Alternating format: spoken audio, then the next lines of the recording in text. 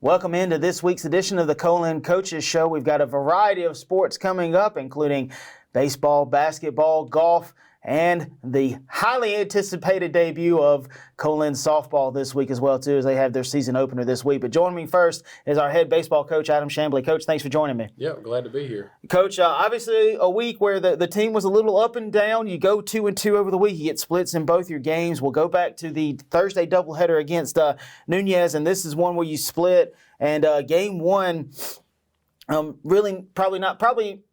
I think you might say probably the worst game of baseball you've played all year so far in this early part of it. Just not a great day for the Wolves. You only get 3 hits in game one, but overall, your thoughts on that one?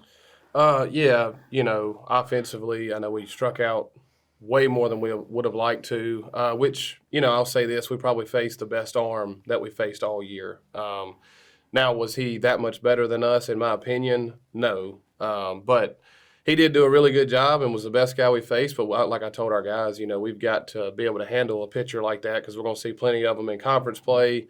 But, just one of those games that, like you said, just didn't play great and faced a pretty good arm, and sometimes that just happens in baseball. And you look at the box score, the Pelicans scored 3 in the third, highlighted by a solo home run in that one, 1 in the fifth and 2 in the ninth, and that's where you get the 6-0 score there. Like I said, you only had 3 hits. You only really had 1 inning where you had multiple base runners. So, just a game where, again, you look at it and you just go, we just got to flush this one. It just wasn't our day for game one on that one. Right, yeah.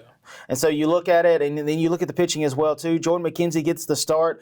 Didn't have his best outing in this one.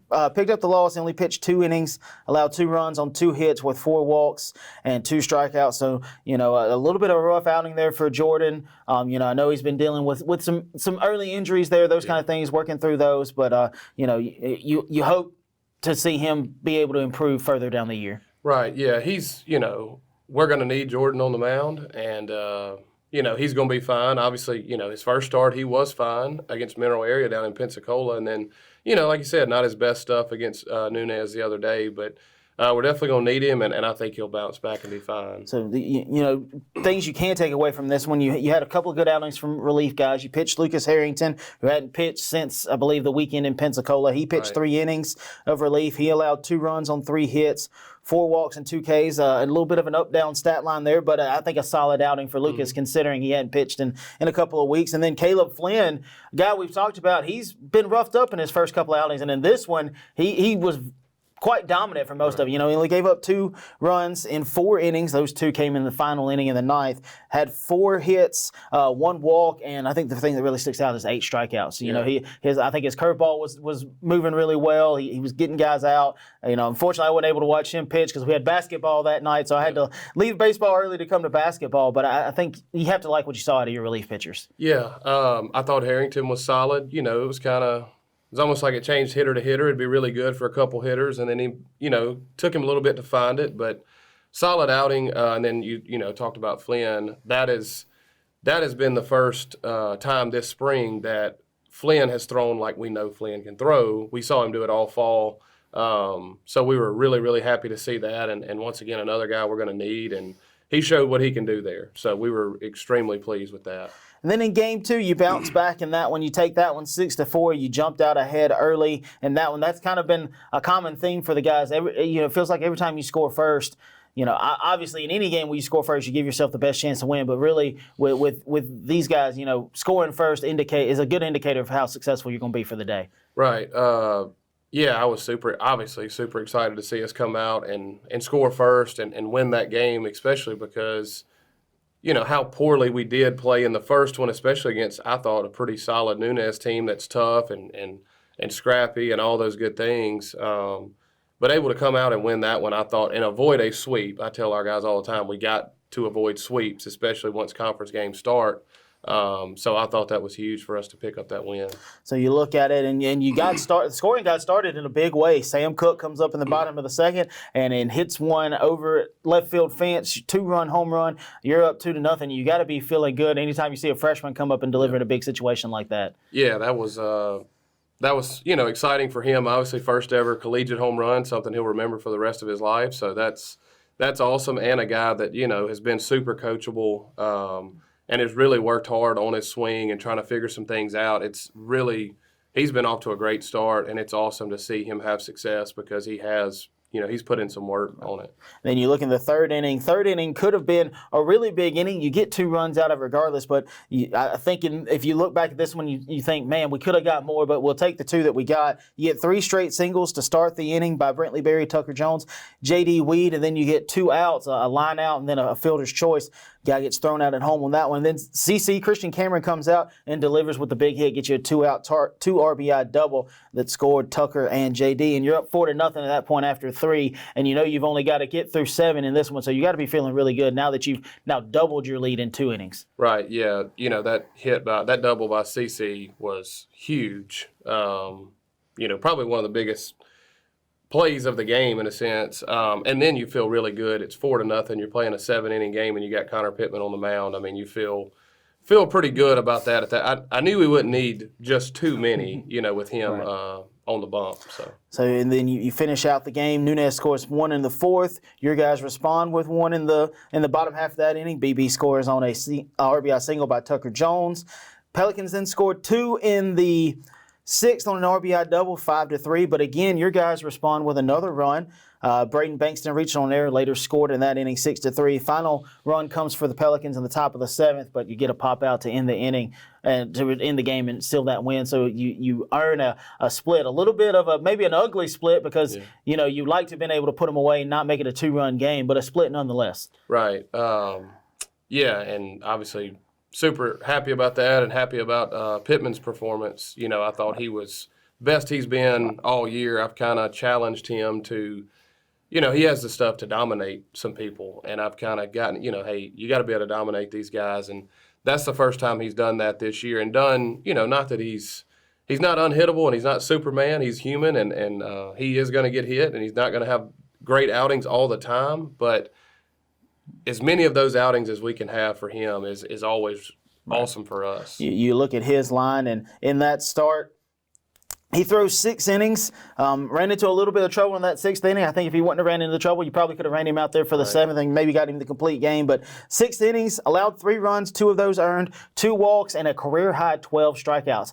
Really hoping that's not the last time this year we're mentioning career high in strikeouts because you see this stuff and it's just absolutely electric. And you look at it, last 2 starts for Connor, 11 innings pitched. He's given up very few runs, very few hits, and he's had 20 strikeouts, I believe. He had 8 against Coastal South and then 12 in this one. So really starting to round out in form here in the early season, and you hope that continues for him throughout the rest of the year. Yeah, like you just mentioned, I think the 12 strikeouts, I think he exceeds that at some point, or at least I hope that he does because I know he can. So then you also look at it, Jaden Duncan comes in, pitches 1 inning of relief, allowed the 1 earned run on 2 hits, but was able to close out the game for you as well on that one. And then you turn back to on Sunday, you host Rend Lake, a team that had played 2 extra inning games the day before, played against Holmes, had played 8 innings in one, had played 13 in another. So we were joking about it in the press box. They played 2 7-inning games, but really they played 3 because they played 21 innings of baseball. So lots of innings before the day before that, and you win game 1 8-3. Talk about that one and how you feel like the guys really performed in that one. Yeah, I thought we came out and did what we were capable to do against those guys. Jumped on their starting pitcher. They kind of, you talked about the innings they played the day before. You could tell that they were not really in a rush to get the starter out because they kind of needed him to eat up some innings and may not have what they thought they would have in the bullpen yesterday. But I thought we stayed at it there and just did what we should have done against them and were able to win the game.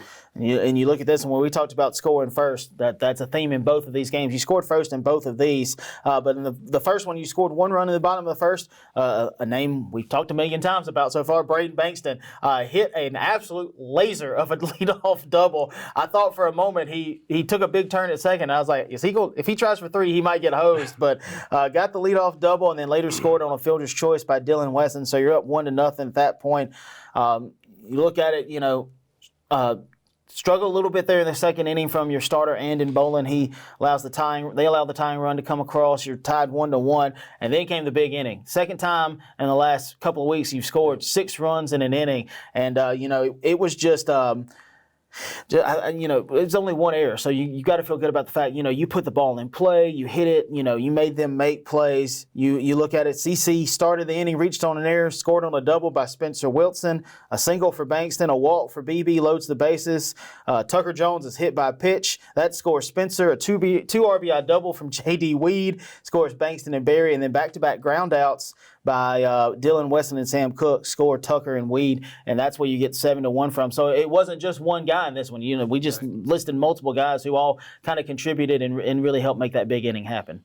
Yeah, those big innings are great, and we want to play for those. One thing I've kind of challenged our guys when we have those big innings, not that we're going to have a 5 or 6 run inning every inning, right, but let's not score 7 in the first 2 innings and then kind of sit on that. Let's continue to grind them out and hopefully put them away more, so to speak. I know we scored 8 runs in the game. I felt like we probably could have put it a little more out of reach. But it's the game of baseball, and sometimes, you hit it right at them or just, certain things happen that we can't really explain in this game. So, and you look at it, you go forward, you added a run in the 4th. Dylan Wesson reached on an error, later scored an RBI single by McKenzie. Last 2 runs come in the 5th for the Warriors. They scored 2, and Andon Boland's in a little bit of trouble. You pull him at that point, and you bring in Judson Griffin, who just absolutely slammed the door. I think he gave up 1 sac fly or something. Got an out in the first one. They scored there. He walked a guy for the bases loaded, but then turned around, got a strikeout, ground out, and you got to feel good what you saw out of your freshman reliever after he had a little bit of a rough outing in his first one. Right. Yeah. I really wanted to go to Judd right there just because I felt like a great time to go to him and give him another shot because he has, bullpens and inter-squad games lately has been good, even though he did have a rough outing and Judd would tell you this as well. He did not have the best fall ever, but we have seen him make improvement, and it just seemed like, hey, we need to go to Judd right here. And so we did that, and he did exactly what I thought and know that he can do. So that was super exciting to see. That was great for him. Then you come out in the final 2 innings. Warriors get just 1 hit, that one in the 6th off of Griffin, but he was able to get around that. And then Kobe Gallat comes in and does what Kobe Gallat did. We'll give you his line in just a second. It was impressive nonetheless. But you look at the box score and have a day. Braden Bankston in this one, 3 for 4 out of the freshmen. J-Mac and Spencer with 2 hits each. And then you had J.D. Weed and Dylan Wesson with 2 RBIs each, and then Tucker Jones, Sam Cook, Jordan McKenzie, and Spencer all with 1 RBI each. Again, just a full team game where a lot of guys contributed to the win. Right. Yeah, that's once again always good to see, just across the board there. Yeah, and then you look at the pitching stats again. Andon Boland gets the start in this one, got his first win of the year. He pitched 4 innings. I think you would say, and he would probably say, not his best stuff, but he got the win, had to battle for it a little bit, allowed 3 runs, 2 of those earned on 3 hits with 4 walks and 3 Ks. So you'd like to see the strikeouts be a little bit higher than the walks, but nonetheless, he still got the win for you. Yeah, he like you said, he kind of grinded through it and not always going to have your best stuff, but he was able to compete in the zone with a fastball. Something we're going to talk about or have talked about already, that he's got to be able to, got to have a couple other pitches with that and able to command those. And if he can do that, I think if he does that yesterday, he has an amazing day. But just some things to work on there.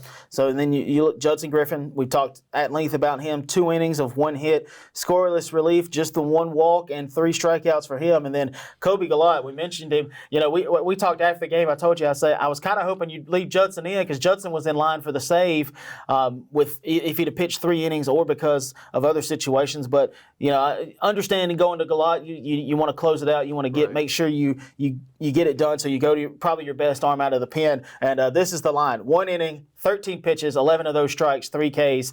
First guy he faced, he went good morning, good afternoon, good night, and I was like, that's it.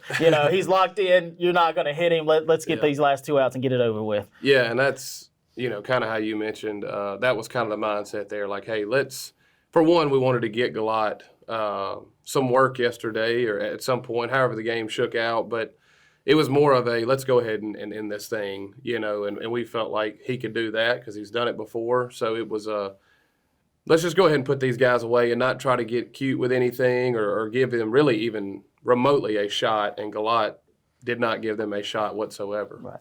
So, and then you go to the second game and you lose this one 3-2. Took extra innings. You had to play 9 for that one. So you look at it, Warriors really living up to that Warrior moniker. They played extra innings in 3 of 4 ball games in a 2-day span. But thoughts on this one overall?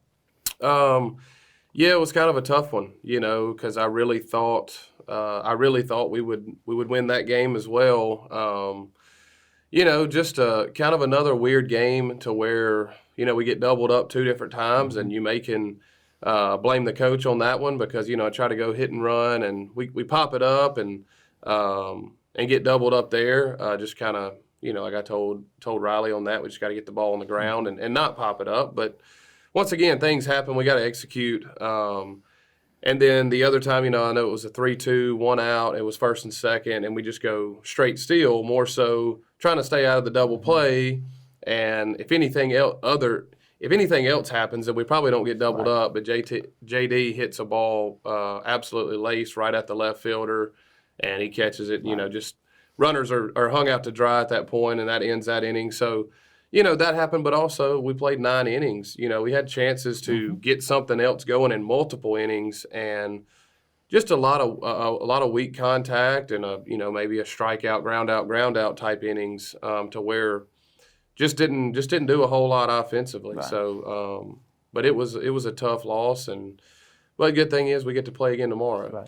Right. I think right now you look at this one and you really circle it and go, man, we really let this one get away from us because, again, missed opportunities. And like you said, you can look at those early couple of innings where you put on a hit and run and steals and those things, you get doubled up because of some unlucky at bats. Riley, again, I think we talked about it. I think he was looking curveball because the guy had thrown so many curveballs, and then he gets him with a jam shot on the inside on a fastball, and he pops it up.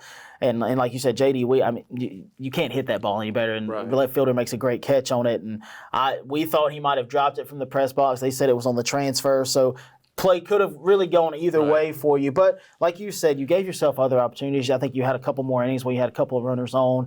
You just couldn't find, in past games you've been able to find that hit and move those guys on. You just couldn't find it this time. Had a couple of times guys just hit the ball on the laces, just absolutely nail a ball, and they made a great play on it. Whereas you could say the same thing for them. Their guys had some hits that, I go back and look. Tucker Jones goes crashing into the fence for one, just an absolute beauty of a web gem. And then the next inning, Braden Bankston makes a great play on one up the middle.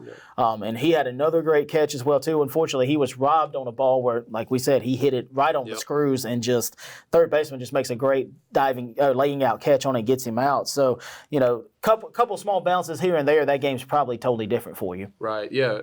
Really, that's, it's awesome you bring that up because it was pretty cool to see the defensive effort from both teams. Like I said, the play that Tuck makes, the play that Bankston makes, and then their guy at third, and then J-Mac hits the ball in deep right center that, is hanging up. He hits it well. It's hanging up a little more than you would have liked it to, and their guy does a great job and runs it down deep in the gap. Definitely not a routine play by any means. Back and forth there, some great defense. So, and you look at this one again. You say back and forth. You score first in this one, they tie it. You score again, they tie it, and then ultimately in the ninth, they hit one deep into the gap. And but you have both outfielders out there, and your right fielder tries to make a little bit of a sliding catch, and he just couldn't squeeze it. Just wasn't able to fully make the catch there, and unfortunately they're able to take advantage of it and then steal third. And on the steal, you have the throwing error that ultimately gets the ball out in left field, and that's how the run scores. So, you hate to say that it comes down to that one play, but sometimes that's baseball, and it really does come down to one play. Yeah, that ball was hit kind of similar to J-Mac's, and they make the play, and the ball in right center that we didn't catch was not routine, but hung up plenty long enough that we have to find a way to make that catch, and and we don't. And then, like you said, I know they attempt to steal third, and we throw it into the left field there, and that's when the run scores. So you kind of hate that that's the way it all came down. But, you got to execute, and you just got to make the pitches and the plays. No, it almost makes it sting just a little bit worse that it came down to a mistake you made instead of them flat out earning it. In a way, it doesn't feel like they didn't earn it a little bit. Right. But you look excuse me. You look at your pitchers, and I think in this one you would say your starter Tyler Ferguson effective, and you almost didn't realize he was as effective as he was. He got the start, earned a no decision, and you'll look at the box score and go, the Warriors finished with 6 hits. They didn't get any in the first 4 innings when Ferguson was on the mound. He threw 4 no-hit innings, allowed 2 runs, both of those earned on 2 walks and 3 strikeouts, and really it was a walk and a hit by pitch that came back and really kind of hurt you in this one, unfortunately. Yeah, like you said, I did not realize until after the game that he threw 4 no-hit innings because the stuff was good. Kind of like we talked about before with another guy. It'd be really good for a couple batters, and it seemed like we may lose it a little bit and then be right back in there. I told Ferg that when I went out there to make the pitching change, like, hey man, you had a great start, you did well. It just felt like the time to go to Duncan, a guy that we've seen a little more and have a bigger sample size and know that we know what he can do. So that's why we made that decision. But I thought Ferg had a very solid start. So you mentioned it. You go to Jay Dunk on that one. Jaden Duncan, 3 scoreless innings of relief, scattered 4 hits across those 3 innings and 1 strikeout. And then Wade Barr comes in, and unfortunately he takes a loss, a hard loss to take after he got a win in his first relief appearance. But through 2 innings, allowed 1 earned run on 2 hits, 2 walks, and 3 Ks. I thought he was very sharp. I thought he looked very good.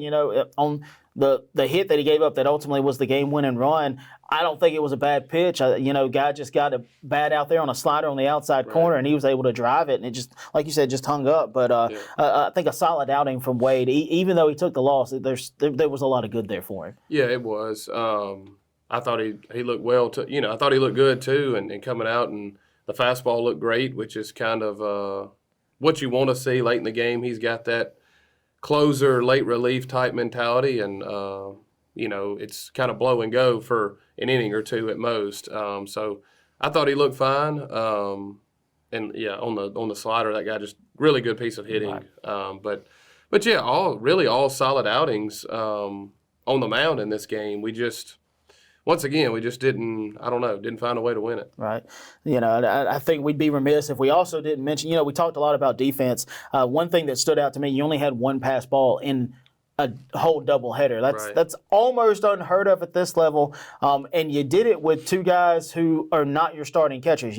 Braden Evans right now sidelined with a little bit of an injury. We hope he'll be back soon. But you call in Spencer Wilson and Sam Cook to catch 1 game each, and they've been delivering for you here these last couple of doubleheaders. They've been playing really great behind the plate and really keeping guys where they're at on the base pass, which is what you want to see out of the catchers. Yeah, I've been really happy with what we've seen with them, and not only behind the plate, they've provided some offensively too, which in a position that you kind of great if you bring some offense, but defensively we got to be really good back there, and they've been able to do both. So taking advantage of opportunities that they've gotten so far. So really, really happy to see that, especially with Evans being kind of out right now, and but still hoping to get him back.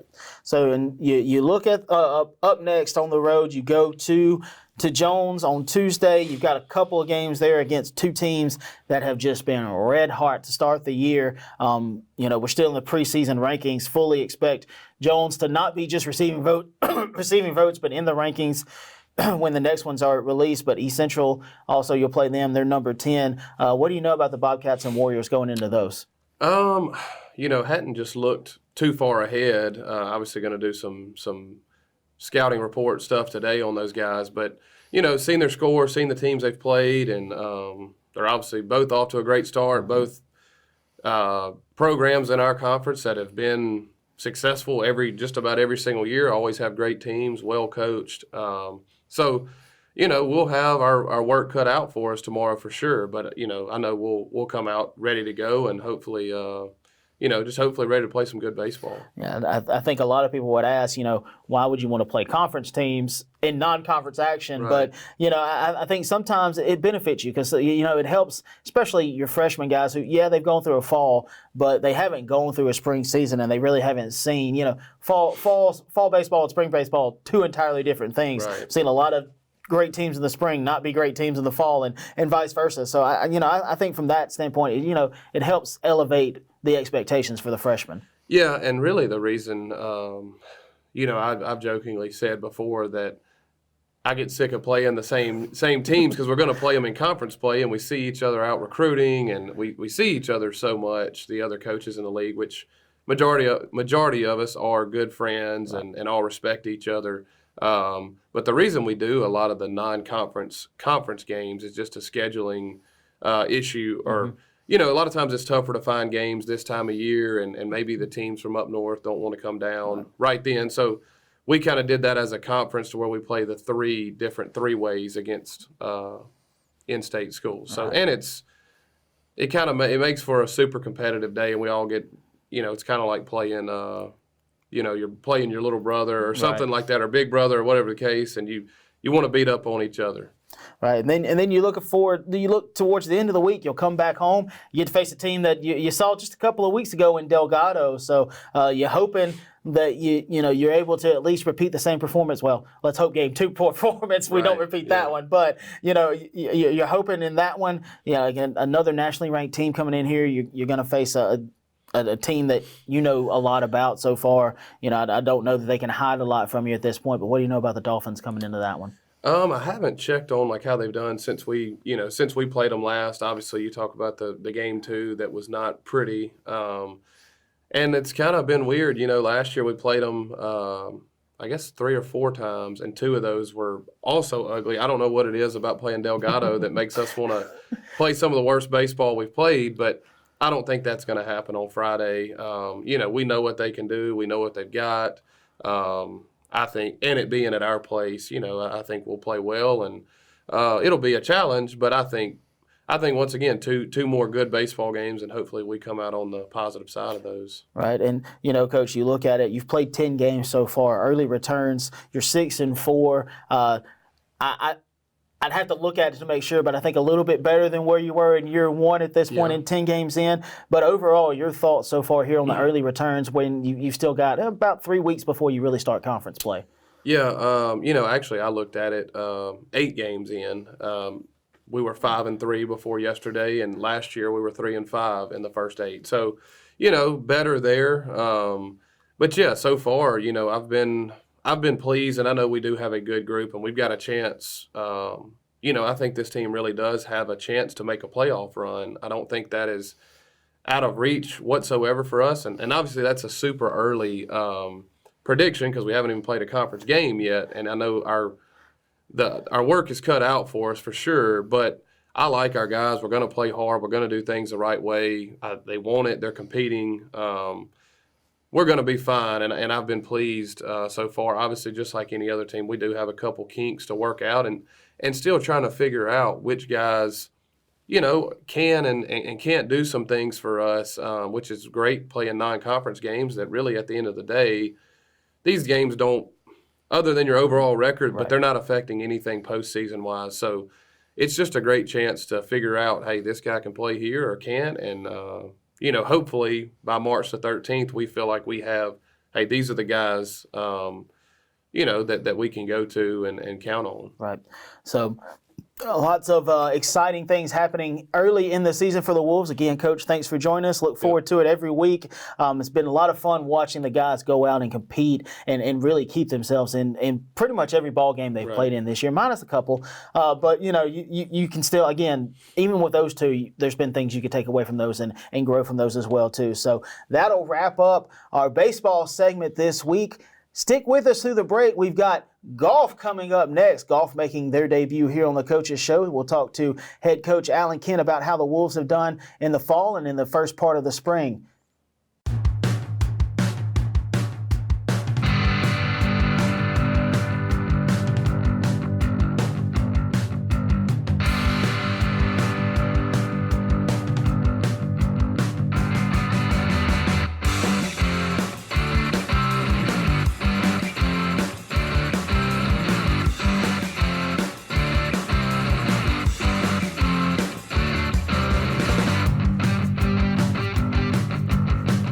welcome back in. Thanks for sticking with us through the break. And joining me now is our head men's golf coach, Alan Kent. Coach, thanks for joining us. Oh, you're welcome. My pleasure.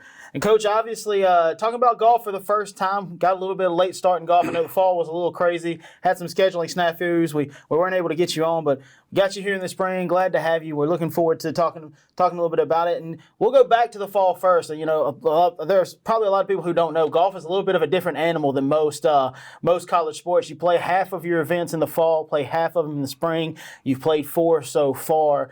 So we'll try to briefly talk a little bit about each of them, but overall, your thoughts about how the guys performed throughout the fall? It's kind of mixed, a little bit up and down, more down than up as a team. You know, we've shown flashes of being able to post some good scores. You know, Oscar Terrell in particular has just been lights out for us the whole year. He's just been rock steady. And, you know, that's a tribute to him and his hard work and just the way he goes about things and his mental toughness.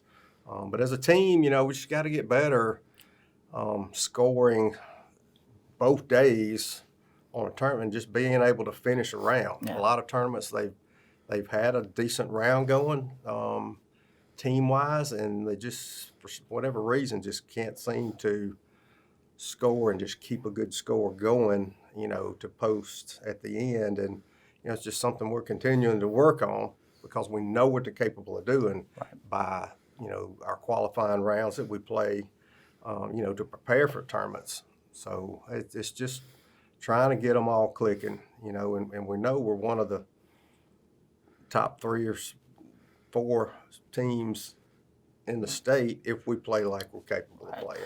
Yeah, I think if anybody went and kind of looked at the recaps, and it'd be indicative of what you just said. You know, you'll have one day where it's really good, all the guys are shooting really good, and then the next day you've got like one who's shooting really good, and then the other ones are like, man, you know, yeah, it's kind of like you said in the past. You know, golf's a really mental game. You know, it's very athletic, physical game, but a lot of it's very mental at the same time. No question. So, and you know, you talk about the team. You know, I know last year, the past couple of years, you've benefited from a couple of internationals who are very solid, in Alex Navarro and Naveed Musavi. You know, and last year those two were sophomores, really kind of helped carry that team and set some. I mean, you only got 2 sophomores this year, whereas last year you had a few more. You know, I imagine that probably makes things a little bit more difficult when your freshmen are outnumbering your sophomores 2-1. Sometimes that can make it a little tough on the guys that you're wanting to step up and show everybody this is how you do things. You know, that can be tough on sophomores sometimes. It is, but you know, Miles and Reese, they're great. I mean, they get along with the guys well. They're positive. They're encouraging, and I mean, they're just fun to be around. So, you know, we try to bring out the best of our guys, you know, in all areas of the game. And I think camaraderie-wise, you know, they do well there. All of them do. It's just making it click when we're, you know, under the lights, you know, out there on the course, and you know, when it really counts. Right, and those sophomores you mentioned, Miles Walters, Reese McLaurin, both from Laurel. Miles played at Laurel Christian School, Reese from West Jones High School, and then of course, you know, you've got your 4 freshmen that we mentioned: Harlan Brewer from right here in Weston. You got Lander Guibert, Jaime Hernandez, and then as you mentioned, Oscar Terrell. Lander and Jaime, both Spanish guys. You've had some success with Spanish guys, as the 2 we mentioned a second ago, especially Alex and those kind of things.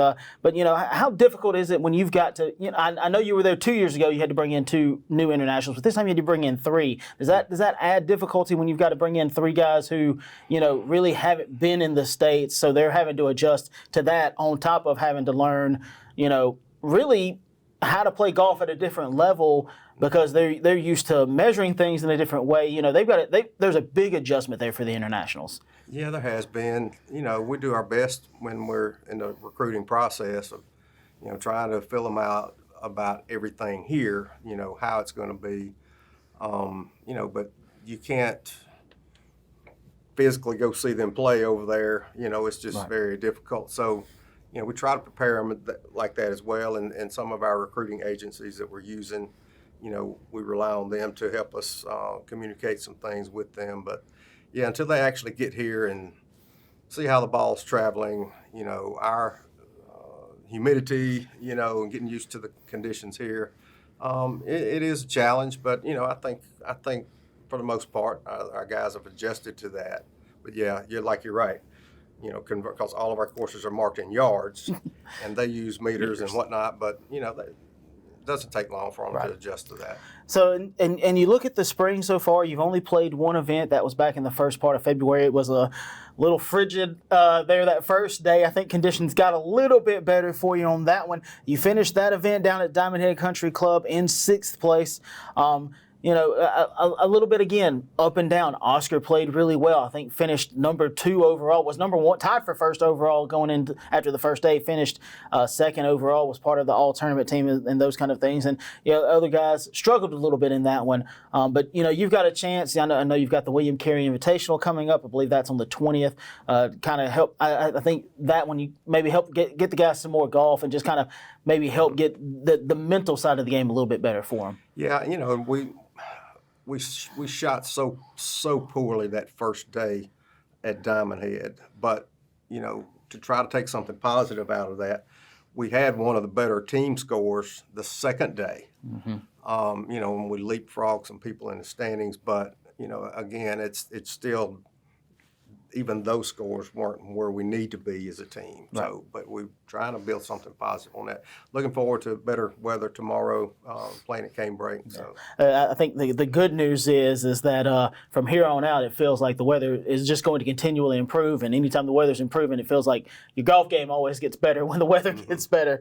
You'll look ahead. March, you got a couple events left there. I know you'll have the conference events 5 and 6, and then you'll look forward to the conference tournament. I'll get my words out there in a second. I know that's over in Tunica, but 5 and 6, you'll be in Corinth and Meridian. What are you expecting out of those? I know those are a couple of places. I think y'all played at Meridian last year, and I want to say Corinth was one last. So your sophomores at least have experience there. But what are you looking forward to out of those events, and how do you get your guys where they need to be so that you can get ready for that conference tournament? Yeah, we look forward to those. The freshmen are familiar with those two courses.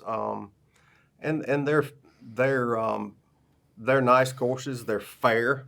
You just got to play smart. But it's not that they're super tight or, but we just got to go play our game and continue to improve and play smarter. That's one thing we've been preaching is, when we play these tournaments, we have pin locations before they even tee off, so they know. Okay, the green, the flag is on the back left corner here of this green. So we try to get them to play it backwards. So off the tee, ideally you want to be on the right side of the fairway to be able to go at that pin. So it's just mental preparation and then being able to execute your shot. And we're still, our distance control has been an issue, I think, on some of our approach shots. So that's one thing we're continuing to work on is, to not be short. Obviously long is not good on most holes, but coming up short consistently, then that's something that we just got to continue to work on and really know our distances and know the wind, know the conditions, know the elevation, and I think sometimes we don't think that all the way through. Right. But, and I would also think, having the golf course right here on campus, being able to play on Wolf Hollow. You've also got the simulator over there. They can play on, they can get out there and even in bad weather, the guys can still get out there and work on their swings and those kind of things. But, I feel like having Wolf Hollow here is such a benefit to our guys. It's probably one of the harder courses you can play on. It's got several unique holes there with the water features and those kind of things. I would think it benefits our guys a lot because there's probably not a lot of courses you can go to, even around here to practice on, that offer the uniqueness that Wolf Hollow does. Oh yeah, for sure. We're very fortunate to have a course on campus like that, and it's awesome to be able to just be here and not like some other schools where you got to drive 20 or 30 minutes or more to go practice. I also want to add that Brookhaven has been very welcoming to us, the clubs at Old Brook, and they let us come there and play, and it's been really nice having that relationship with them, just to give the guys a different look as well. It certainly doesn't hurt to be able to go somewhere else and get a different look, because I'd imagine like we said, even though it's nice having one, you practice on the same one sometimes, you kind of start getting things figured out. So it's nice to be able to give them a different look. Well, Coach, thanks for joining us. Had a lot of fun talking golf with you. Looking forward to the guys succeeding out the rest of the year, making a big run there in the conference tournament. You'll hopefully go on to District D, and then Wolves making another hopeful team appearance this time in the national championship. You had a couple of individuals the last couple of years, but it'd be really nice to see, really great to see the whole team get a chance to go out there and compete on that level. So that will wrap up our golf segment this week. We'll have Coach Kent back a little bit later in March when they play again. Again, they'll be on the road for the rest of the year. Golf a little bit unique animal there. Wolf Hollow doesn't always get to host things. They have in the past. Don't get to this year, unfortunately, but they have one-day invitational, William Carey Invitational, coming up February 20th at Canebrake Country Club, and then they'll have 2 more conference events at the end of March. Both of those will be after the spring break time for the Wolves. I'm Kevin Kaiser, Sports Information Coordinator here at Co-Lin. Stick with us through the break. We've got basketball and softball on the horizon. We're going to talk about all the action for those 2 sports.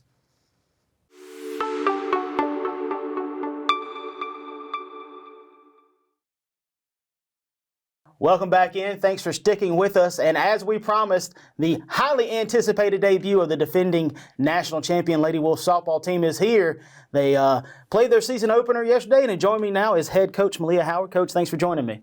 Glad to be here. And Coach, obviously a really big day for the Lady Wolves yesterday. Overall, your thoughts on the 2 games? It was fun. It was a lot of fun.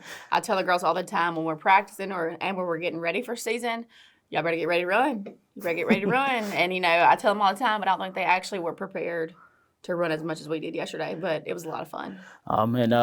Folks, clean out your ears, wipe off your TV screens. Don't faint when we tell you these scores. 31-1 in Game 1 and 17-0 in Game 2. Again, like we said, big day for the Lady Wolves. We'll look at Game 1. Obviously, we're not going to go through all 31 runs. We'll talk about some of those highlights. But, your starters did what you needed them to do, and then you were able to play pretty much everybody that was available to you, minus a couple who've got some injuries right now, waiting on them to get back. But, just talk about, how you were able to just come out fired up. In the first inning, you scored 12 runs, and you just got to feel like we just got to get to the 5th inning now and move on. So, we lost some starters last year. We lost our leadoff batter last year. So the biggest transition was with Madison Moak saying, hey, last year you were an amazing 9-hole for us. Now I need you to be an amazing leadoff batter for us. And she's used to that. She's always played that role. But yesterday she started off with a leadoff double, and what better way to start your very first at-bat of the season to get your team's momentum going. And, you can count on that from her. She's going to have good at-bats every single time. She's fast. She's a threat. She can bunt. She can hit a home run. She can hit a double. She can steal the bases. Like, she's just a threat in all aspects. So she's going to be a really good leadoff for us, and that's going to set the tone for every single game. And you look at Moak and, Moak, a USM signee and all those kind of things. But I think the thing you look at it, you go, have a day kid to throw a name in the lineup, and they had a day. Moak, probably one of the impressive days, hit a cycle in the first game. Got the single, double, triple, home run, 4 for 5 with 4 RBIs. Great start for her. Kinley Maldair, in your 2-hole spot, a freshman steps up big, 3 for 4, 3 RBIs. Probably the biggest day, though, was AG. Abby Grace Richardson just picked up where she left off from last season. She definitely did not skip a beat. No, not at all. And, we expect that from her as well, having good at-bats. And, people are going to know who she is this year. So we kind of went over that with her. You can't just expect them to throw you meatballs every time. Right. Get up there, have a good at-bat. Don't get yourself out, because that's just about the only way she's going to get out is if she gets herself out by swinging at pitches she shouldn't swing at. All right. AG, 4 for 5. From the Mississippi State signee, 7 RBIs in this one, including a 2-run home run and a grand slam as well, too. So lots of explosive hitting. And then you look at another one, Zykeria Co-Lin, another one of your sophomores who is going to help lead that way. 5 for 5.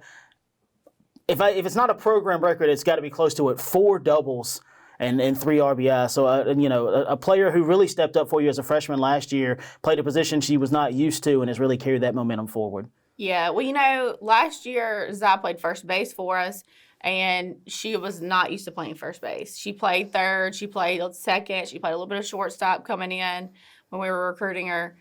So we knew she could do it, and we knew losing Josie Meggs at third base was going to be hard to replace, but Zakiria Cole's definitely a force to reckon with over there, so I'm excited to see what she's going to do. Yeah, and another thing that we were talking about right before we shot this, every one of your starters got a hit and an RBI in this one, so that's a fun thing to be able to carry forward as well too. And you got a lot of output from your incoming freshmen as well too, from Olivia Baines, Kinley Ainsworth, Emery Warren, Maddie Bruner in a pinch hit spot gives you a 2-run double, so just production from all over the place in game one. Yeah. But you also, and not only at the plate, but at the circle. I think you got effective outings from all three of the pitchers that you used. You only had to go to Kara for 1 inning. Anytime, with her, if she can only play 1 inning and you get the win, you got to feel good about that. That's a good day, yes, absolutely. And, we know we're going to need Kara when it comes crunch time because she's been there, done that. She's a sophomore. She knows what to expect. She knows how to handle the pressure. So I told her, I said, look, I hate you only got 1 inning today. I was like, but we've got 7 pitchers. So we want to try to use everybody that we can today and limit your use. Let's save you for when we need you. Of course, Carly Rouse and Emily Richard, both effective in their outings as well, too. Both of them getting a couple of innings. And anytime you can get freshmen some innings in an outing like that, it helps to build that confidence as well. Right. Getting experience is key for them for sure. So we'll look a little bit at game 2 as well, too. This one, 17-0. Some people would go, what happened in game 2? Did you have a little bit of a power outage? But I think you told me you saw a little bit of a better arm in the circle from Southeast Arkansas. Yes. We try to explain to our girls, especially the freshmen who don't understand, you're playing a doubleheader. In high school, you play a single game, and then you have 24 hours before you play again. And I told them, even though we won this game 31-1, you can't turn around and expect that game 2 is going to go exactly the same way. It could be completely different. New pitcher, all those things are factoring in. But yeah, we still had a really good.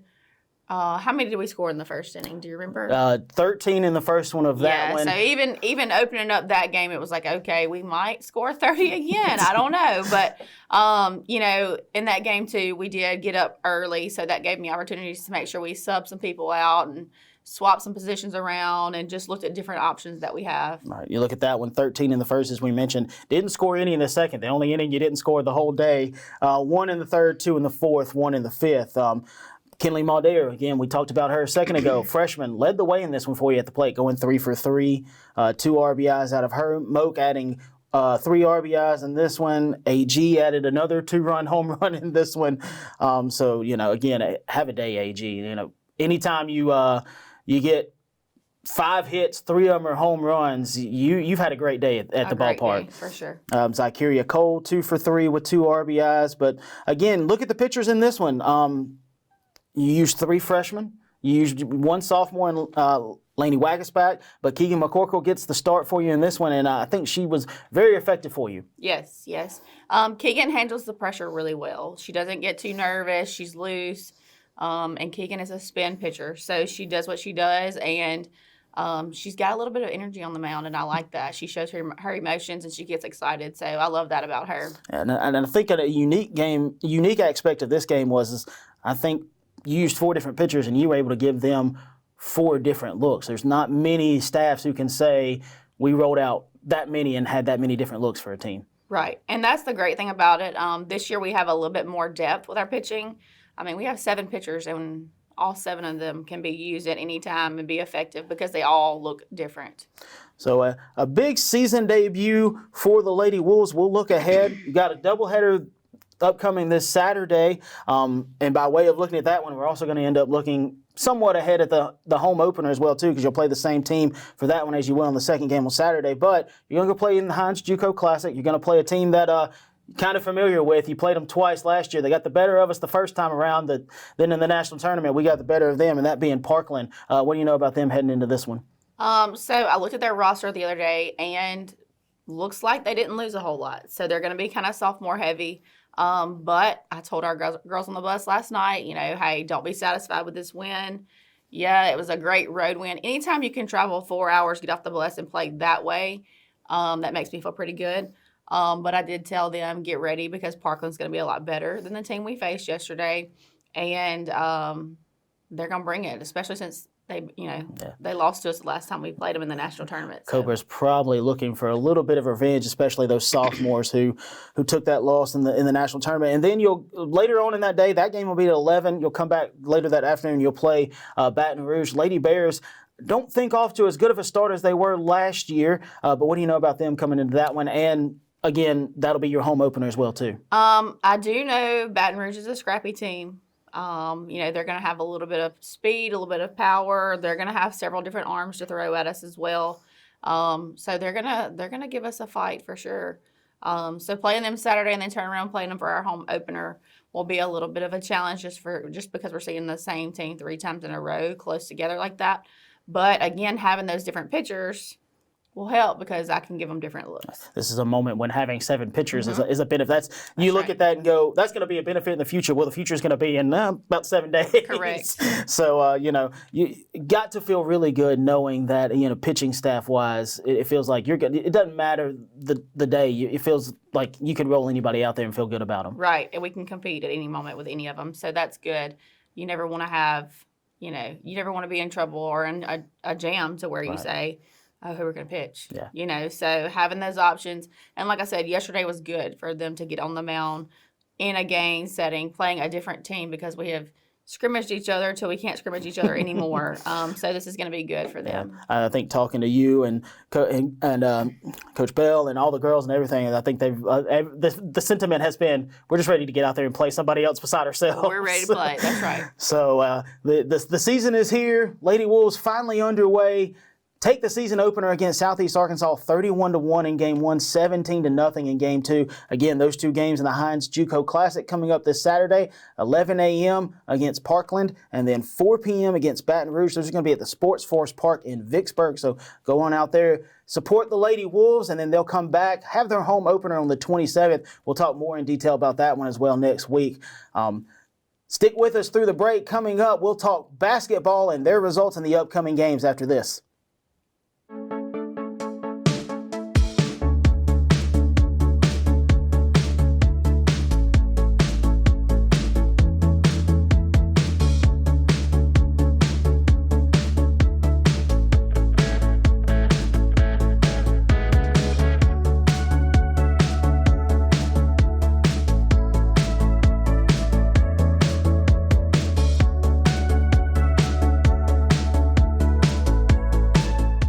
Welcome back in. Thanks for sticking with us. And joining me now is our assistant men's basketball coach, Cortez Mitchell. Coach, thanks for joining us again. Yes, sir. Nice to be here. And Coach, obviously a little bit of a tough week for the guys this week. I think if you had to maybe put one word to it, disappointing might be the word that you would want to use. You dropped 2 that, and one of them you really feel like you kind of let it get away, and the other one kind of feels like you were in it for a little bit, kept trying to fight back, but it, never really could get back into it enough to feel like it was as competitive as you wanted it to be. But we'll go back to the first one, the game against Northeast. You dropped this one 72-69, and this is the one where you really kind of feel like you let it get away because you had them on your home court, really had them down by a pretty good margin, and they were able to fight back and had a few shots there at the end that just went wide or couldn't fall for us. But overall, your thoughts on that one?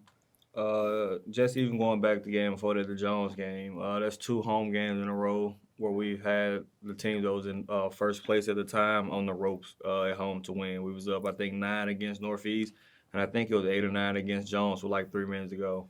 We tell the kids all the time, man, it's hard to win college games. Like, you got to play a complete 40 minutes, and right now that's not what we do. We have some good moments, and then we have some very bad moments. Those good teams, they can put together 40-minute games as far as following the scouting report, making shots, execute when you're tired, playing defense, rebound, like all those type of things.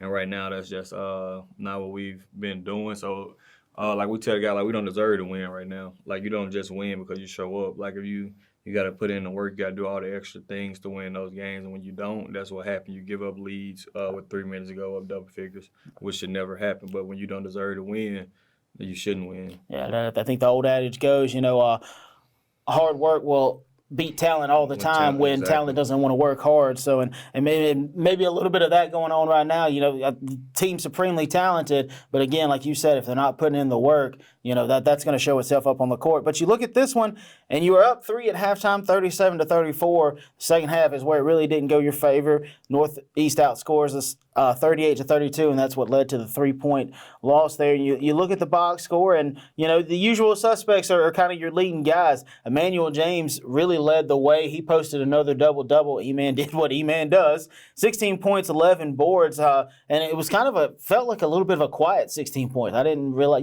really going back and look at it, I was like, 16 points, that's a lot, but man, you really feel like 7 of 14 shooting, you'd like him to be a little more efficient on the shooting end. Yeah, I would like him to be more efficient. The thing is, we need man honestly to do even more. Like me personally, the double-doubles, like that doesn't do nothing for me, especially when you're not winning. Like I feel like E-Man, he gets a lot of double-doubles, but honestly, like he should be having double-doubles with 22 and 15, 22 and 16. Right. I think a little of it is fatigue. I think we probably played him a little bit too many minutes early. So some of that's on us, but the rest of it, I think E-Man can give more effort because he has done. He showed he can do it. I think he got to learn to do it. And these guys are freshmen, so they haven't been in this many hard-fought games for a whole year playing this many games, so they don't understand. And this is around the time when everybody's hurting a little bit, everybody's tired. You got to fight through it. Like everybody's going through it. And right now, I don't think we, especially like not just E-Man, but our guys, we're not getting through that to that point. Right. I think one thing you could kind of point to and maybe say, yeah, fatigue probably played a little bit in it. You look at his free throw line numbers, probably his worst game from the line, 2 of 7. I don't think we've seen him miss 5 free throws all in one game, and certainly not in one game, but maybe not in a span where he's missed 5 free throws at the line. Now, one guy in this one that did have a very efficient game, I was very impressed with the way he played. Went 4 of 5 from 3, 5 of 7 from the field. That was Will Grayson. He was your second leading scorer with 14 points. And Coach Sanders and I talk a lot about him, and we talked. I think he's probably, arguably, one of your best defenders as well. So anytime you can get double digits out of him and you get a start out from a starting position, you got to feel good about that. The thing about Will is Will actually can score. Like he can, but he understands his guys in front of him that could probably score a little better or more efficient as far as Vaughn and E-Man and Devin and Court. So he kind of takes a back seat. But when he's open, like that kid can make open shots. And that kid, like he come from a winning program. He's won before, so he understands everybody has a role. Right. And that's the thing about Will. Will accept his role, and he loves being in his role. And so when he step up and get 14 points, like that's a plus for us. Right. One thing we know that he's gonna do is he's gonna play defense every night. Right. So we always count on him for that. I think one of the things I love seeing about Will is his response. Anytime you ask him to do something, okay, coach, I'll do it. Will is one of those guys. Really, he embodies whatever I've got to do to help the team win. I'm going to do it. And those are the kind of guys you got to have. Those kind of guys on your team. You got to win. So, and you also look at it, Quaterius Scott had 13 points, Devin Carter 12 points, not their most efficient games of the season. So, but still double-digit scoring out of them. You always got to rely on those two. They're kind of the gas that makes the engine run for you for every game. So then you go ahead and we go look at the Pearl River one. This is the one where, again, it's a 20-point loss, 74-54, and it didn't really feel like it was as close as 20 points says it was. I didn't get to watch this one as much as I wanted to. Was keeping up with the stats and those kind of things, and it felt like the Pearl River got a lead, was able to maintain it, and just kind of kept us at an arm's distance, and was like, we're fine with you scoring, but you're not going to get as close as you want to get in this one. To me, the thing was is our guys don't know how to bring their own energy. Like. And it's so crazy, I'm going to say this, but the Pearl River girls team, watching them warm up and yelling and talking the whole time, they made me want to get on the court and play then. Like, they brought their own energy. They understand, like, they didn't have a biggest crowd as the boys game, so they said, we're going to bring our own energy. And, like, that, like, I don't know if they're going to win the championship, but that's why they'll be in the hunt, because they bring their own energy, I'm sure, everywhere they go. And our guys don't do that. What we got to understand is whether you're on the road or at home, if the crowd's cheering or not, like, it's the people on the bench and it's your coaches. Like, that's all that matters, and them the people that should have the energy. You got to play for each other. And right now, we're not doing that. Right now, like you said earlier, we're a talented group, but we're a bunch of individuals, and Right. it's hard to win with a bunch of individuals on the team. Right. And that's kind of been something that we haven't seen a lot of the year. You know, it feels like, especially in the big games, and this was definitely a big one, the guys have been able to bring the energy Yep. and supply that for themselves. And I think this is the first time you've kind of seen where that hasn't been the case. And unfortunately, I think that's what led to a 20-point loss for the guys. Yeah, I think we got in there seeing the big arena, the bright lights, and they kind of, I don't want to say scared, but they was kind of shocked. Where as far as like how I grew up, like when I see that made me want to play harder. Like as a guy that went to Pearl River, like I went there, but Pearl River wasn't the nicest place to go back then when I went. And I went there trying to do something different. And that's what guys got to come to Co-Lin for. Like, you got to be able to want to do something different. You got to want to win in that gym and make it look good in that gym, not because you got the best arena and all this. And our guys, something about that gym, they just got it. We was dull from the start, and we could never pick up. And that's what happened against a good team. Like, they're not going to let you back in it. And you look at this one; it was 49-28 at halftime, and then you actually outscored the Wildcats 26-25 in the second half. But again, when you're having to overcome a 21-point deficit at halftime, you gotta match that 21-point surplus there, and just wasn't able to. And there were times in this one where defensively it felt like you played really well. There was a couple of long streaks where you had like 2-minute scoreless droughts where our guys actually ended the scoreless drought. So you're thinking, all right, we've held them at bay, we've grabbed some momentum, but unfortunately both times that happened, Wildcats were able to respond with really long scoring runs themselves. So that's kind of felt like even when our guys grabbed momentum, Wildcats were able to really just seize it right back. Yeah.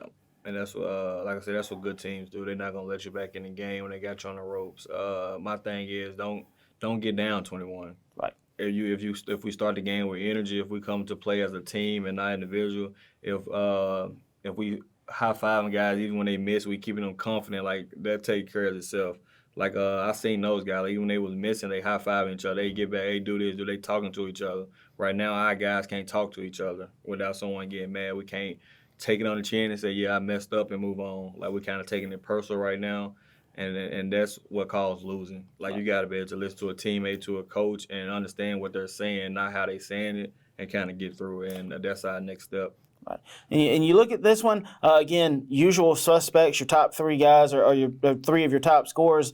Devin leads the way with 14 points, but not his most efficient night. 5 of 16 from the field. That's for a guy like him, you really don't want him finishing with more shots than points. And unfortunately, he did, and as well as Cortez Scott. He was one of your other two leaders, 12 points there. Guys went 9 of 30 combined and only had 26 points. So I think as you and Coach Sanders would probably say, you'd like to see them be way more efficient than that. They definitely have to be more efficient. And that's what people got to understand. If you want to be a scorer, like, this is what come with it. Like, people going to expect you to score. You can't say that I want to be a scorer, I want the ball in my hands, and now you're not doing good, and now you feel like someone's putting pressure on you. Put that pressure on yourself, that come with the title.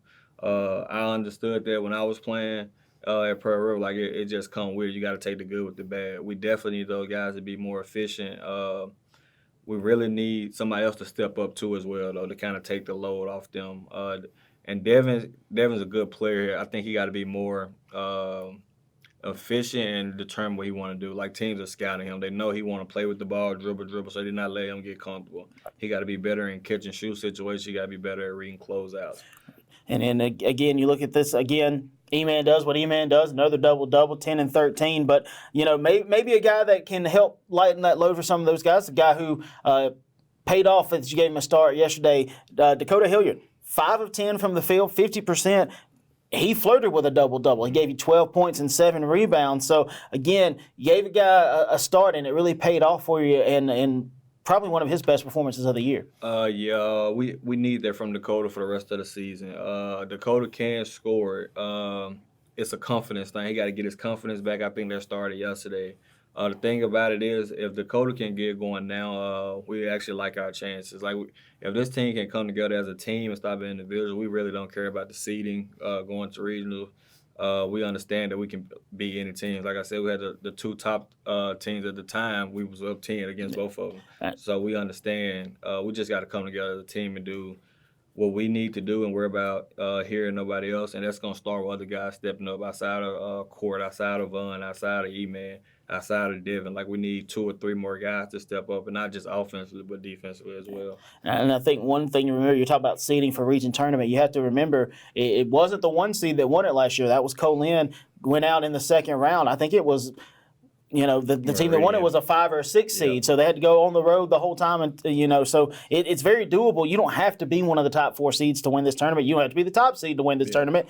You could be the 12th seed and win this tournament. That's a long shot, but hey, if you're in it, you give yourself a fighter's chance, and that's just what you want in postseason basketball. All we want. We know we have the talent. Like I said, it's going to be whether these guys want to come together as a team and whether they want to be able to hold each other accountable. That's what it's going to come down to. So you look ahead, you got 5 games left down the stretch. You got more of those at home than you do on the road, so that's got to be something that you feel a little good about. But you come up, you've got Kahoma at home on Thursday, February 22nd. I know you said before we started shooting, the Tigers are starting to get healthy, get some of their guys back. But what do you know about those guys? I know it's a quick turnaround, something you're not used to. You're not used to only having 1 day of rest in between. Usually you get a couple. But what do you know about that group heading into this one? Like you said, they just getting healthy. They just got some guys back. One thing I know is they have talent, and I know they're going to play hard. And honestly, they're probably going to try to play tougher than us, try to punk us down. Like, they know we just coming off a game yesterday. They know.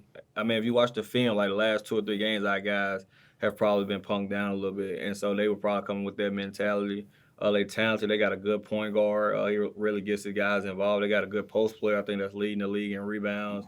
It's another talented team in the league. Like, you can't take nobody for granted. So we going in this game as if we're playing the number 1 team in the league again.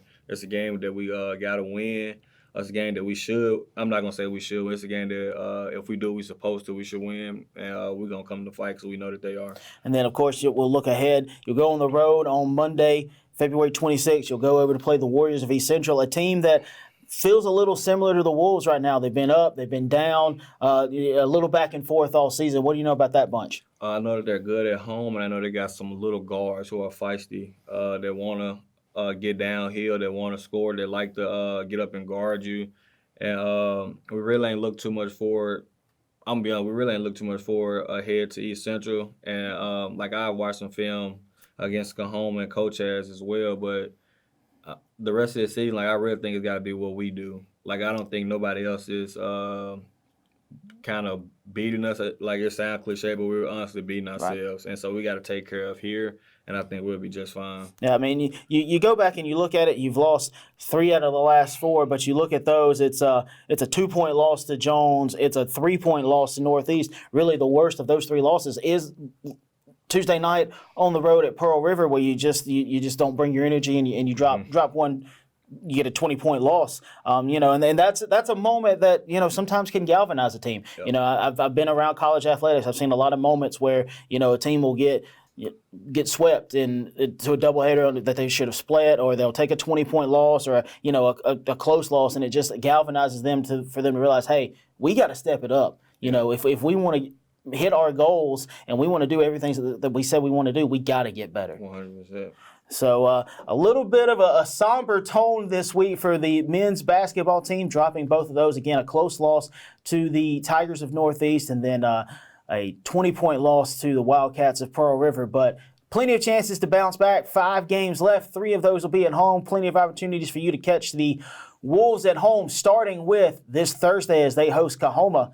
Stick with us through the break. Our final segment, we'll have head women's basketball coach Dr. Britta Stevens join us to talk about all the Lady Wolves action.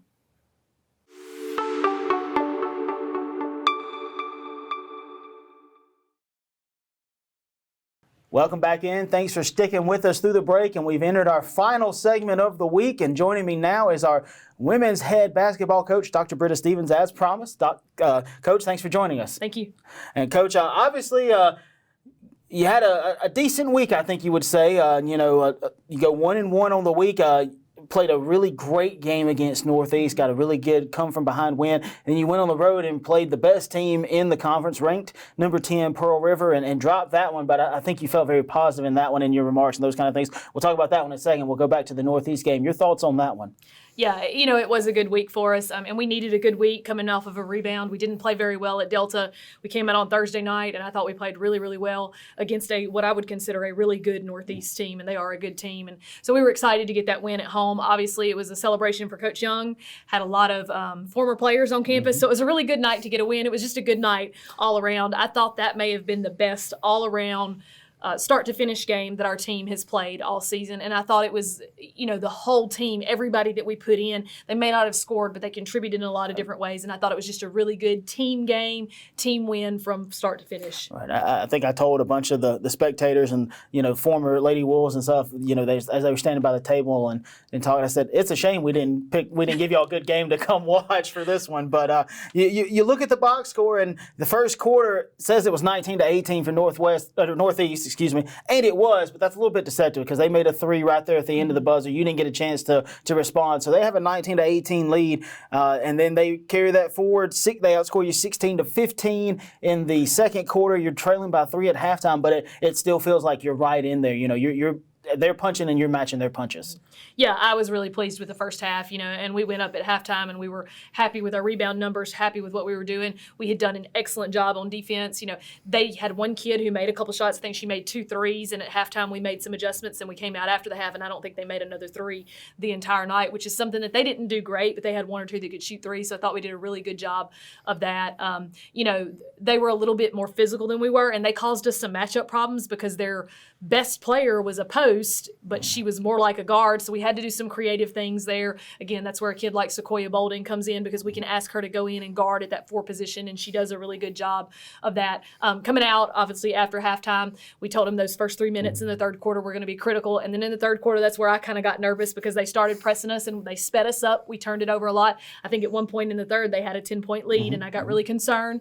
We called timeout, we caught our breath, we slowed down, and we just continued to fight and find ways to get baskets. Late in the game, we went zone, and I think that made a huge difference because we had not played a lot of zone throughout the game, and I thought that made a really big difference, especially the last 2 or 3 minutes of the game. And you alluded to it right there. Third quarter, it did get a little shaky. They outscored you 20-16, and you're going into that fourth quarter, you're thinking, it's still within reach. We got to play a really good quarter, and might be the best quarter you've played all season. Yeah. You outscored them 23-12, and just really, you felt like we really dominated the Lady Tigers throughout pretty much the last 3 or 4 minutes of the game. And one thing that really stuck out to me, you look at it down the stretch, the last minute and a half of the game, you go to the line 10 times between Pumpkin and Cookie, and I think they were 8 of 10 or 9 of 10 from the line. So, you closed it out very efficiently as well, too. Yeah, and that's something you and I have talked about a lot this season is we haven't done a great job of closing games, and I thought we did a really, really good job of closing this game out. We didn't turn it over late. We got defensive stops late. Alex Washington, I remember one time with like a minute left, she gets a huge defensive rebound,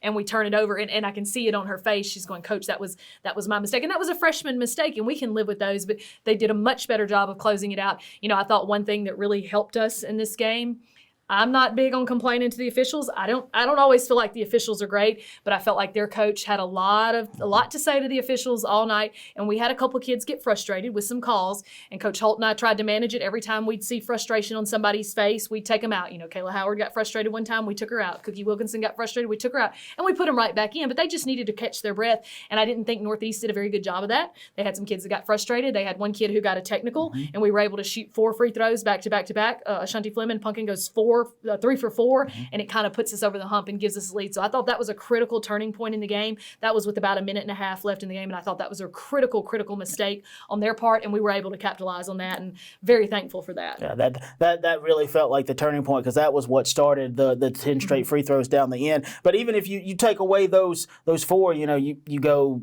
6 for 6 at the end, or 5 for 6. So, still just a really good performance from the line for your girls when you needed it the most. You look at the box score, and it's those 2 players again. You got Angel Wilkinson, Cookie with leading all scorers, I believe, if we're looking at it. All scorers with 29. Her career high for her best game by far since she's joined the Lady Wolves. Yeah, I thought this was a breakout night for her. And we know, Coach Holt and myself and people who are familiar with the area and Brookhaven basketball, we know that Cookie Wilkinson is a really talented player. And so we were waiting on her to have that breakout night, and she finally did. And that's something, you and I have talked about. Tom Getz, the newspaper writer, and I have talked about. She's still having to get adjusted to college basketball, and everybody else has had 10 or 12 more games than she has. So she's finally figuring it out, and you can see it in her eyes now. She knows, hey, this is a good shot. This is the shot coach wants me to take. This is probably not the best shot, or let me look at my teammate and maybe get it back. And I thought she did a really good job of that. I also thought she almost had a double-double. She had, 8 or 9 steals.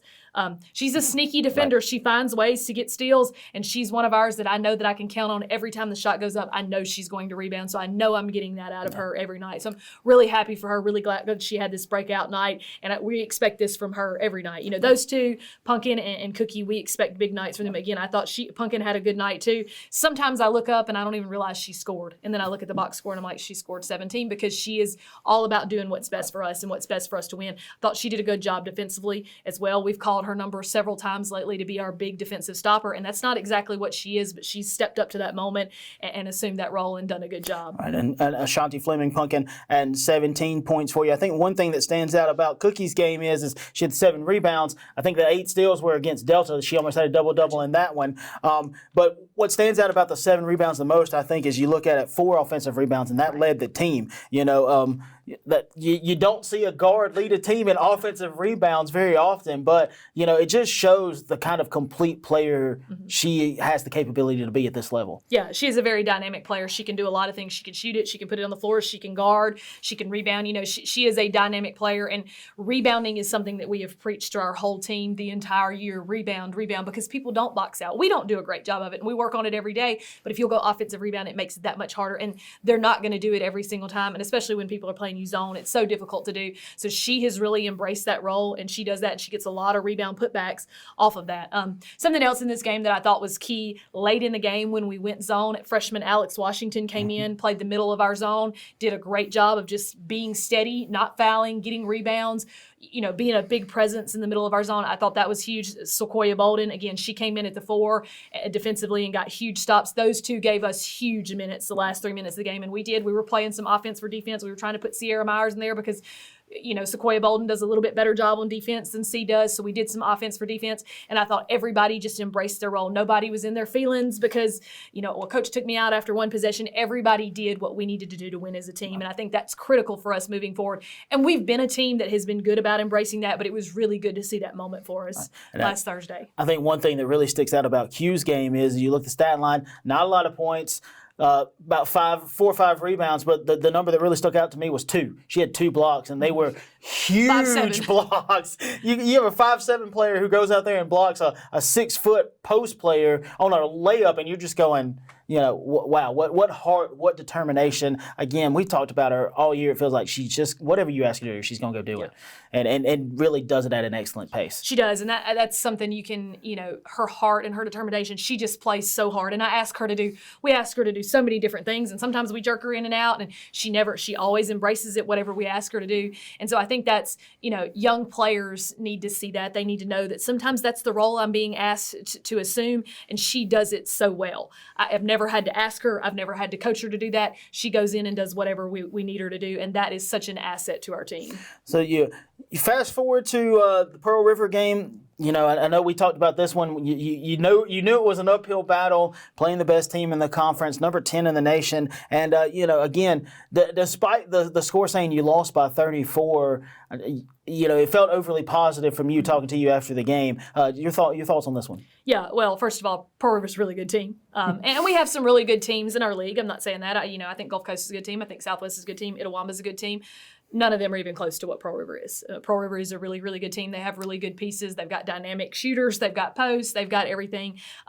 Was I disappointed in our play? No. After the game, I was very pleased with how hard we played. Were there a lot of things we could have done better? Absolutely. And there are after every game, win or loss. I thought we turned the ball over way too much. I thought early in the game, the first 3 or 4 minutes, we guarded incredibly well. I mean, like you said, it was a 4-2 game early in the game. Then they started pressing us. We turned it over, and our turnovers led to easy transition baskets for them. The kid who had not scored a lot for them scored 19 because she got easy transition baskets. So that really hurt us, and we dug a hole, and it was hard to get out of that hole. Forever, we were on 29 points. We couldn't score. And so when you turn it over and give them easy transition baskets, and then you can't score on the flip, it makes it very difficult to win the game. Overall, I thought we played pretty well, other than in transition when we let those people go. Offensively, I thought we ran our stuff reasonably well. I thought we did a pretty good job on the boards. Just we made some critical turnovers at some critical moments that really hurt us. Yeah, and you look at this one, and I think there are, a couple of things that if you look at the play-by-play, they'll kind of stand out to you. Again, early in the game, like we said, it was 3-2, and then it got to be 14-4, and so you kind of blinked, and it was, oh man, we turned the ball over. We've done some things that we don't like to do, and you finish the first quarter, it's 21-6, and really the first quarter feels like it's what made the biggest difference, because the rest of them, you get outscored 20-12, 17-11, 17-12. Those are margins that don't feel as bad as a 15-point margin, but I think if you look near the end of the first half in the second quarter, near the end of it, there was a run there. Y'all made 8-2, 8-4, something like that. So there were sparks and little moments. I think you look at those and you go, we can use those and we can grow from those. Yeah, there were very encouraging moments. There were frustrating moments, especially when we turned the ball over against their press, something that we had worked on a tremendous amount the past 2 days. And when we got the ball, when we got in our press break and we got the ball to the middle of the floor and we fanned it out like we were supposed to, we scored, or we at least got a good shot. But when we turned it over, we gave them a good shot. So there were spurts of frustration, but there were spurts of good things too. And you could see, defensively we were doing something well, or we ran what we were supposed to run, or we got the ball inside, or we did something that we were supposed to do. The last 2 or 3 minutes of the second quarter, we really made a run. I mean, we put them on the ropes. They had to call timeout because we were just driving, and it was because we got defensive stops or we got defensive rebounds, and we were able to push the ball in transition on them. So a lot of things to work with. Obviously, would I like to have a shot at them again on a neutral floor? Yeah, I would. I felt like, again, I'm not one to complain about the officials a whole lot, but I felt like it was stacked in their favor, and I feel like it's always that way at Pearl River. I've been in this league for 15 years, and every time you go to Pearl River, Coach Fletcher gets to make the calls. He's the official. They call whatever he wants to call, and that's not the way it's supposed to be. And I got really frustrated last night. You'll be proud of me. I had a lot of restraint and didn't get a technical because I told Coach Holt, I said, it's fixing to happen. I said, I'm fixing to get them. And I didn't. I held myself back. But every time they fail, they called a charge. We committed some charges. I'm not saying that. But every time they fall, it's not a charge. And I felt like the officials did a really poor job of that, especially early in the game. They kind of backed off a little bit, but I felt like they did a poor job of that in awarding them calls that they didn't deserve. And I know they're the number 10 team in the country, but that doesn't get them calls. The calls should be the same for both teams, right, whether one's really good and one's down in the league, or both teams are, even. And so I was disappointed in that. I think one thing I've learned through all the years and just being around sports is coaches don't mind foul calls. You just want it called both ways. Correct. And you want it to feel even. You don't want it to feel kind of out of balance, kind of in a similar situation to where the men's game was a couple weeks against Jones. It was very out of balance, and it felt very not balanced there. So, you look at the box score. Your two leading scorers were Cookie and Punkin again.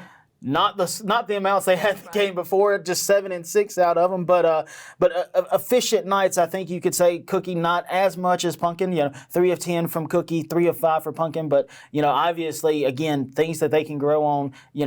We've seen both of them. They're very capable of being scorers and scoring at a high click and a high pace and being able to carry the load for the team. Yeah, I thought one thing, looking at the box scores, and I haven't looked at it a whole lot because it is a short week. We play Pearl River on a Tuesday, and we have to turn around and play Kahoma now. So as soon as the game was over with last night, it was flip the page and let's try to beat Kahoma at home. But one thing, when I did look at it, when no one on your team scores in double figures, it's very hard to win the game. And we didn't have a single player in double figures. We only scored 41 points. It's very hard to win when you only score 41 points. And tip our hats to Pearl River. Obviously, they did a good job on defense, holding us to 41 points. That's a good team. But, when we don't score well and we got out-rebounded pretty badly, that makes it very difficult to win games. I can remember 4 and 5 possessions where they would just get 2 and 3 offensive rebounds, and then they would get the ball out of bounds under. And we were battling. We just couldn't ever grab the ball and couldn't grab that offensive rebound. So that does make it hard to win, and those are things that we know that we have to work on. I mean, like I said, rebounding has been kind of our Achilles heel all year. When we've done it well, we've been really good and we've won. When we've done it poorly like we did last night, it really hurts us.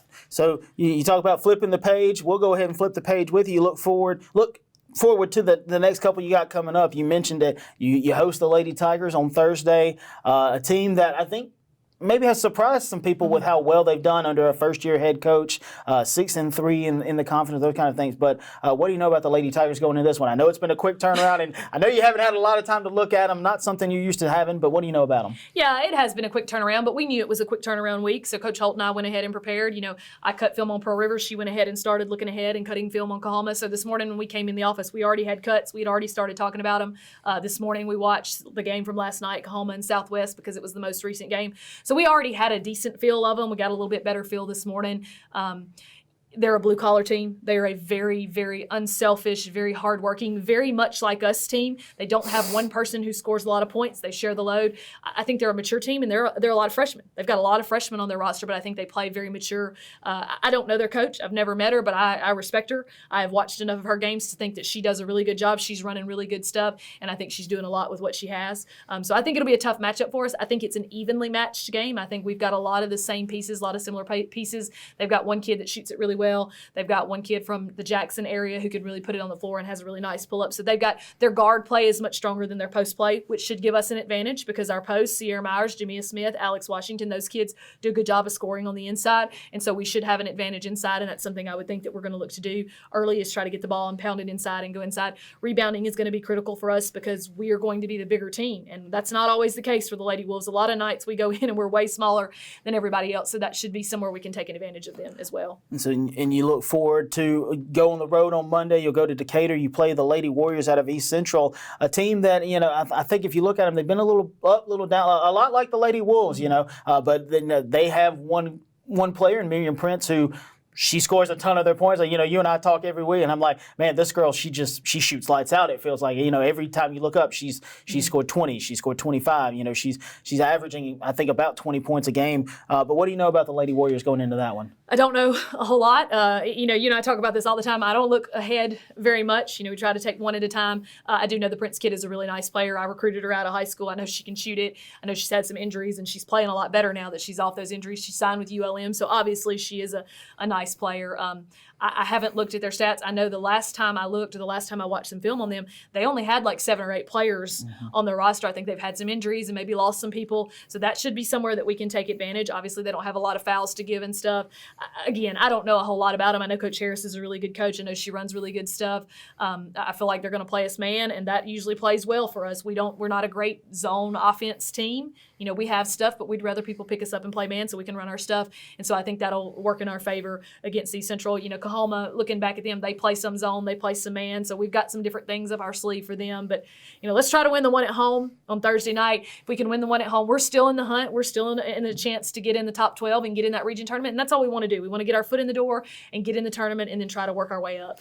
So just let's try to win the one at home, and then I'll look ahead to East Central Friday. And then, Coach, obviously you look at it, you got 5 regular season games left. You got 3 of those at home, and, you talk about how important winning the home wins is. And, you look at it, if you win all 3 of those, even if you lose the 2 on the road, you're going to finish above 500 for the year. And I think anybody says first-year head coach finishes 500, that's a win in anybody's book all day long. Yeah, and this team, I didn't recruit a lot of these players. A lot of them were already signed up when I got the job, and they have embraced and done everything I've asked them to do. If you would have told me in August we were going to win 12 or 15 games, I would have said, sign me up. I'm in. I appreciate it because we just had so much to learn and so much to grow. And it's amazing how far we've come from October to now, and even from December to now. And every day going into practice, you would think, because we haven't had a great conference season, we've struggled, we've lost some games that we should have won. You would think going into practice every day, it's frustrating and it's just like pulling teeth to get them to practice. And they're just, we're not very good. That's not the way our practices are. Our practices are good every day. They come in with a great attitude. They work really hard.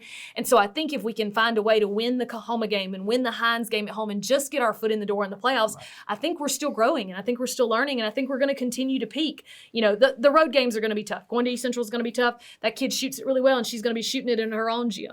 That's just the way it is. Going to Itawamba, it's a 5-hour drive, and it's going to be a heck of a trip. And, we're going to try to break it up. We've talked to the men. We're going to stop and eat and try to, make it the best day we can for our kids. But the road games are tough, no matter how good the team is or not. Even if Pearl River had not been number 10 in the country, if they had been, in the bottom of the conference, that's still a hard game to go and win. So the home games are so important because we've got our crowd, it's our goals, it's our fans, it's everything about it is our own environment. We get to dress in our own locker room, so that's why those are so important.